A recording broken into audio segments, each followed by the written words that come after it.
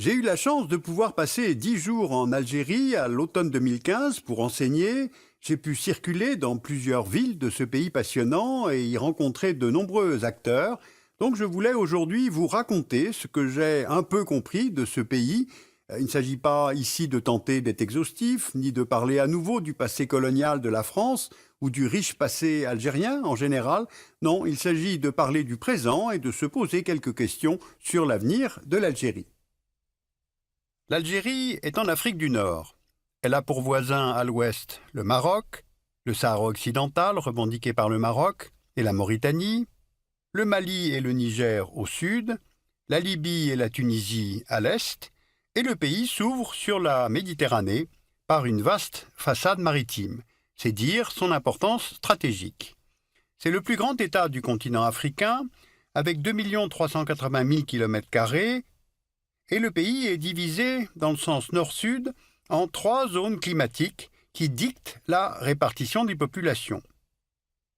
Si on regarde de plus près, on a au nord un climat de type méditerranéen. Le long de la côte, les zones les mieux arrosées permettent l'agriculture sur une bande d'à peu près 100 km de large. C'est là que se trouvent les principales villes du pays: Alger, la capitale, Oran, Constantine, Annaba. Puis viennent les zones de montagne avec l'Atlas tellien, les Aurès, l'Atlas saharien. Le climat y est semi-aride ou sahélien. Ce sont des zones de relief et de steppe qui permettent l'élevage des caprins et des ovins. Puis au sud, on trouve le climat du désert, c'est le Sahara. La zone est totalement aride et couvre les 5/6 du pays.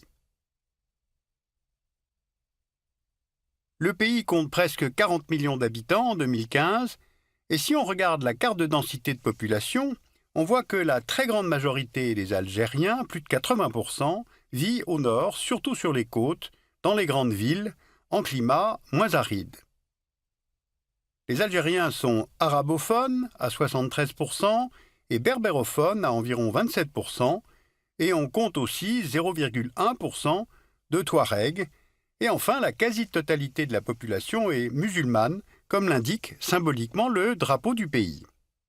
Bien, alors voyons maintenant comment se porte l'économie algérienne. L'Algérie, c'est un pays agricole, mais on pourrait presque dire était un pays agricole, car aujourd'hui, la part de l'agriculture dans la formation du PIB est de 10% et le secteur emploie 11% de la population. Le pays produit principalement des céréales, agrumes, oliviers, culture de la vigne, élevage de bétail.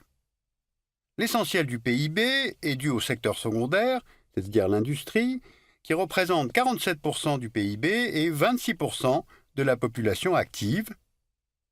Et puis enfin, il y a le secteur tertiaire qui contribue à 43% du PIB et emploie maintenant 63% des actifs. Le PIB algérien dépend donc fortement du secteur secondaire, car l'Algérie dispose d'un sous-sol très riche. Du phosphate près de la frontière tunisienne, du minerai de fer le long de la frontière marocaine et sur la côte, dans le massif montagneux du Hogar des mines d'or, de diamants, d'uranium, d'étain. On trouve aussi du zinc, du plomb, du charbon, mais je voudrais me concentrer surtout sur les hydrocarbures. Voici les principaux gisements. Au sud, le bassin de Regan, dans l'est, le bassin d'Edgeley, puis celui de Hassi Berkin et le bassin de Hassi Mel. Et du fait de ces ressources, l'Algérie est, pour la production, le 9e producteur de gaz au monde en 2014 et le 18e producteur mondial de pétrole. Et au niveau des réserves, elle est dotée de la 16e plus importante réserve de pétrole au monde et des 10e réserves de gaz. Au total, 95,5% des recettes à l'exportation algérienne viennent du secteur des hydrocarbures. L'Union européenne achète d'ailleurs 34% de la production algérienne de pétrole et 60% de la production de gaz, ce qui en fait son premier partenaire économique. Alors tous ces chiffres pour vous faire mesurer le très haut niveau de dépendance du pays à ce seul secteur. Or, la conjoncture a changé, car on observe 3 phénomènes depuis 2014. Les exportations sont en baisse suite à la réduction de la demande européenne, du fait de la stagnation économique, mais aussi du fait du ralentissement de l'économie chinoise. Résultat, les recettes d'exportation d'hydrocarbures algériennes sont passées de 32 milliards de dollars au cours des 6 premiers mois de 2014 à 18 milliards pendant la même période en 2015. Deuxième phénomène, le prix du baril est passé de 112 dollars en juin 2014 à 45 dollars en novembre 2015 et les cours ne sont pas amenés à remonter. Et enfin, les grands gisements historiques du pays sont de moins en moins productifs. Résultat, l'Algérie ne parvient pas à boucler son budget avec un baril à 45 dollars. Elle puise dans ses cagnottes, notamment le Fonds de régulation des recettes. Les réserves de change du pays qui garantissent sa solvabilité sont passées de 179 milliards de dollars en décembre 2014 à 160 milliards en juin 2015. La balance commerciale est déficitaire depuis le début de l'année 2015 car le pays importe pratiquement tout ce qu'il consomme. Alors des économistes algériens ainsi que ceux du FMI estiment que le pays peut tenir sur ses réserves pendant 3 ou 4 ans, pas plus.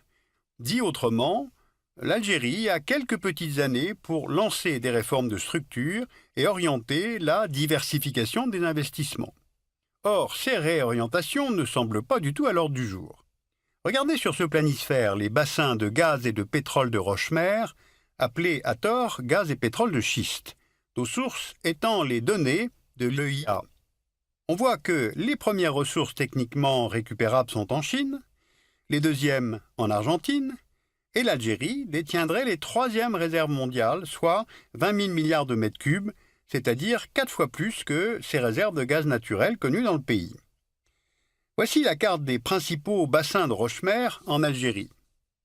Eh bien, face à une telle disponibilité de ressources, le Parlement a adopté une nouvelle loi sur les hydrocarbures et le gouvernement a lancé un programme de forage dans le Sahara. Les gaz de schiste sont donc retenus comme une option qui viendrait à terme augmenter la production d'hydrocarbures et donc les recettes du pays. Sauf que cette décision a déclenché dès la fin de 2014 des manifestations d'hostilité à l'extraction du gaz de schiste. Elles se sont multipliées, notamment dans la ville d'Insalah, que l'on voit ici sur la carte. La décision de forer a été prise sans concertation avec les populations vivant sur ou à proximité des gisements. Or, il convient ici de faire maintenant plusieurs rapprochements. L'Algérie est un pays en pénurie hydrique, c'est-à-dire que l'eau disponible dans ce pays est peu abondante. On peut le voir sur cette carte du World Resources Institute qui montre les risques sur la disponibilité de l'eau, d'un risque faible à un risque extrême. Or, une grande partie du territoire algérien est en risque extrême. Selon l'ONU, le seuil de pénurie est de 1000 m3 par habitant par an en moyenne. Or, la moyenne pour l'Algérie est de 600 m3 par an par personne. Maintenant, regardez ce schéma. La principale technologie utilisée à ce jour pour accéder aux roches-mères est la fragmentation hydraulique, qui requiert une énorme quantité d'eau à injecter sous pression avec des adjuvants afin de faire éclater la roche. Et cela entraîne des risques de pollution des nappes phréatiques du fait de ces adjuvants indispensables à la fragmentation.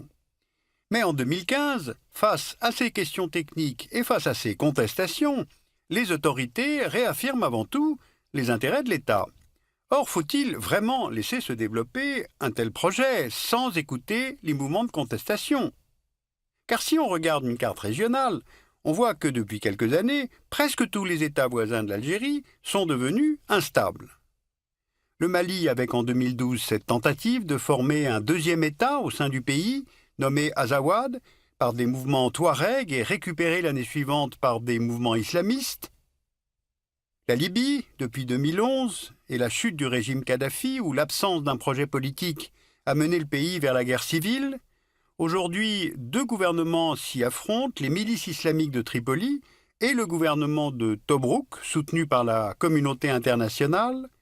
La Tunisie, avec la chute du dictateur Ben Ali en 2011, le pays connaît ces derniers temps une détérioration de la sécurité et une multiplication des attentats. Et puis enfin, n'oublions pas que l'État islamique a annoncé qu'il allait désormais s'en prendre à l'Algérie.